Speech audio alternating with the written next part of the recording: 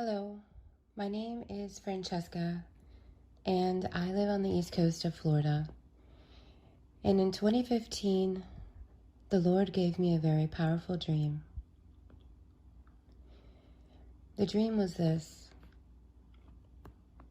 I was standing on the shore with two of my three children, and there were many other people standing on the shore as well, and none of us were wearing bathing suits. We were all silent, staring at the water. No one was moving.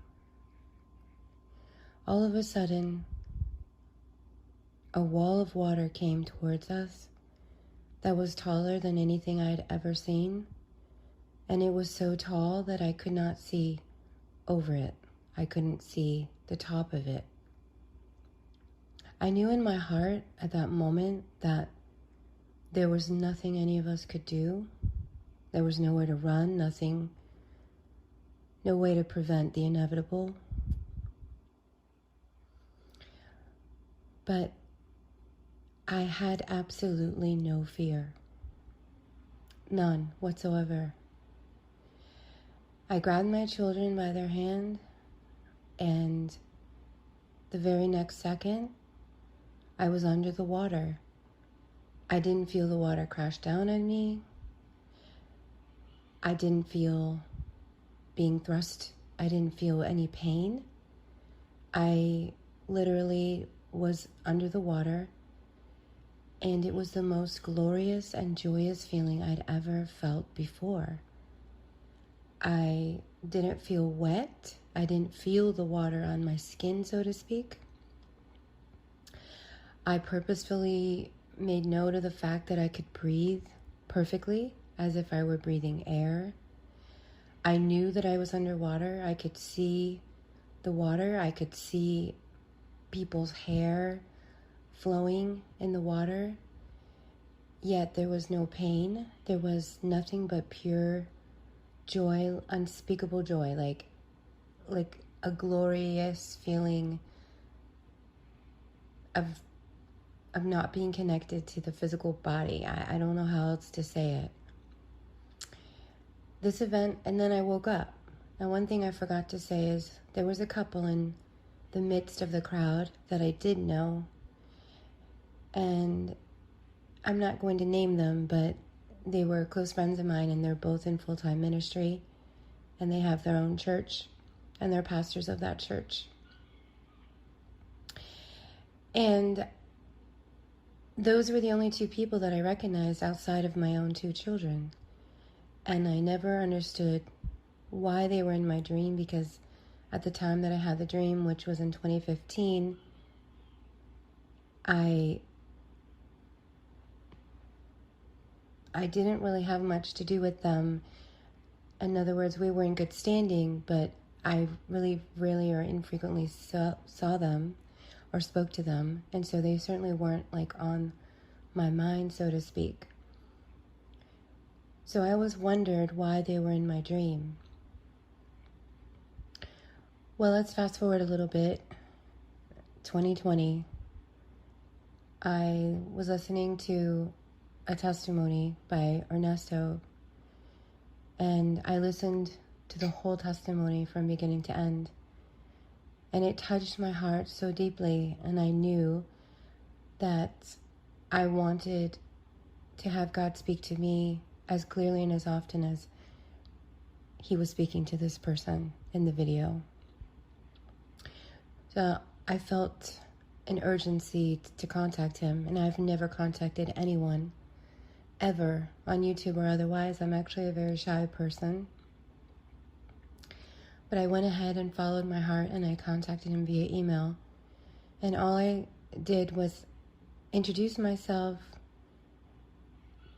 for some reason include my dream, and ask him to pray for me, that God would speak to me like he speaks to him. And then I got a response email saying that the Lord spoke to him and told him to give me his contact information, and that he had an interpretation of my dream, which I didn't even ask for. But as soon as I saw that, I was so excited. because there were so many questions about this dream that I had that I didn't understand. For example, the dream happened in the daytime, yet I know what's coming to cause a tsunami will not be in the day, but in the night. I didn't understand the glorious feeling and not feeling wet and being able to breathe underwater. Did that mean I was supernaturally able to sustain being underwater? Or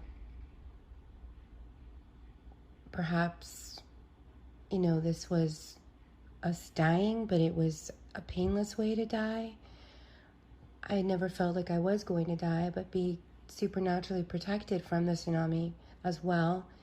And then why was this couple in my dream? I didn't understand those things. Those were my questions. So I contacted Ernesto. We spoke on the phone for several minutes. He explained to me about the Davids, and he also explained to me about my dream. And he explained that those individuals that are going to die because of the tsunami, and probably, I'm assuming, other types of calamities that are going to happen, that they're not going to suffer, that God will take them before whatever event happens to them. And so it gave me great peace. He then also proceeded to tell me about specific dates, one of which was the upcoming judgment of the rock that's going to hit in the ocean, and the 3 days of darkness, and that's going to follow thereafter. And so, although it all witnessed with me, it was so huge and so overwhelming that I began, with the guidance of Ernesto, to go on a fast and pray and just seek the Lord. And as I did, I specifically asked God to confirm these things to me, to confirm the date of the judgment specifically, but also just to confirm in general all the things that Ernesto had shared with me in that conversation. And so I began my fast and I began praying. And honestly, I wasn't even concentrating on the dream anymore. At this point, I'm just concentrating on the judgment day. And the Lord brought the dream back to my remembrance, a specific detail that he wanted me to focus on. And he brought back these two individuals that are pastors. And he asked, and it's almost like he put a spotlight on them for me to take notice of them. And so I began to ask myself, what could this mean? What kinds of clues could I get from their presence in this dream and no one else? And so it came clearly to me that the Lord spoke to me and said, it's their anniversary. I will bring judgment to the world and cast the rock down to earth on their anniversary. Now, Ernesto had told me specifically that it was going to be the last day of the first week of April of 2020. And so when I got this message from the Lord that it would be on their anniversary, I had no idea what their anniversary was. And honestly, I didn't know how I was going to find it out. So I called a friend, and the friend that is very close to them didn't know their anniversary.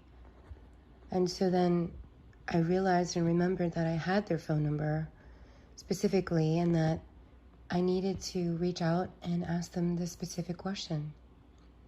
And so I did. So I texted the individual, and I didn't even give a background. I just said hello and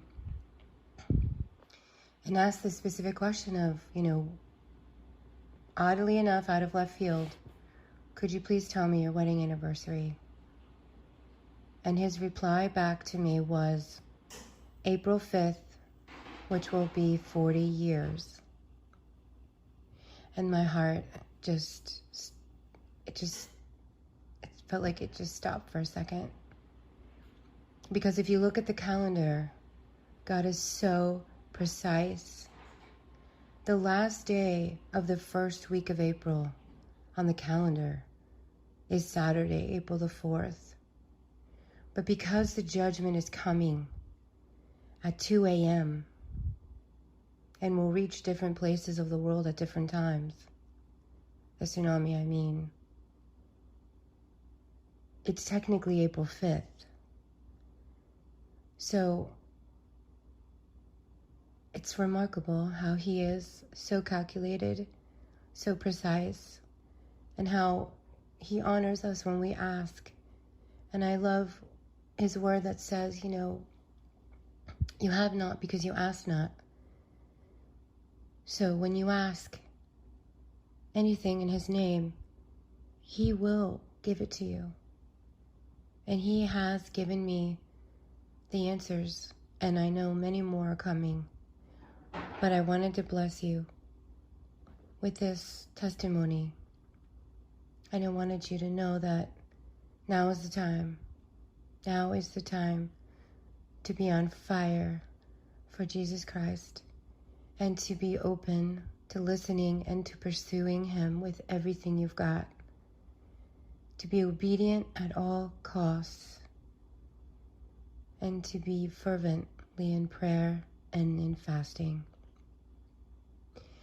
I love you all, and I thank you for listening to this testimony. I pray that it has really blessed you. And I know that I'm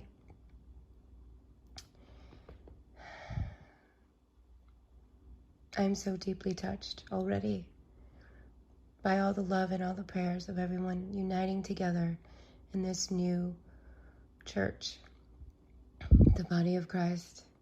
And I'm so looking forward to heaven and how much we will have there. So be encouraged, brothers and sisters, and have a wonderful rest of the day. God bless you. Bye.